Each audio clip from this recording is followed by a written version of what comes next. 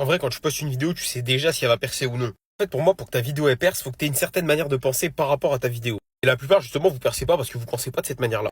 À chaque fois que je fais une vidéo et que je poste une vidéo, dans ma tête, je me dis, est-ce que si la vidéo elle tombe dans mes pourtours, est-ce que je regarderai ma propre vidéo en mettant tout le côté, ouais, c'est moi, j'ai travaillé pour faire cette vidéo, en mettant tout ce côté-là de côté. Si la réponse est non, c'est que ton contenu il pue sa mère. Si toi-même, ton propre contenu ne t'intéressera pas. Et des fois, c'est possible qu'il ne t'intéresse pas. Mais dans ce cas-là, retourne un petit peu la question. Essaie de te mettre à la place de plus ou moins n'importe quel type de personne. Essaie de te dire, pourquoi ça m'intéresserait? Pourquoi je resterais? Pas forcément pourquoi j'aimerais. Pourquoi je resterais? Ça peut être resté juste pour voir à quel point tu dis de la merde. Ça peut être resté juste pour commenter un commentaire négatif. Ça peut être resté juste pour partager un post. Tu vois ce que je veux dire? Si tu penses comme ça sur chacune de tes vidéos, tu verras, ça sera beaucoup plus simple de percer. Et pareil pour ton compte, hein. Imagine le mec, il a kiffé ta vidéo parce que justement elle est bien. Quand il va sur ton compte, qu'il regarde deux, trois autres vidéos, faut qu'il ait envie de s'abonner. Faut que ça parle plus ou moins du même thème. Ou qu'il y ait une DA similaire sur chaque vidéo pour que le mec s'abonne. Donc si pour toi, d'un œil extérieur, tu vas sur ton compte, tu trouves que c'est pourri, à la limite demande à un pote à toi d'être intransigeant, de lui demander si c'est pourri ton compte. Si c'est pourri, bah c'est que ça pue sa mère ce que tu fais. Il faut que tu changes un truc, mec. Parce que ça va pas. Et c'est pas comme ça que tu perceras.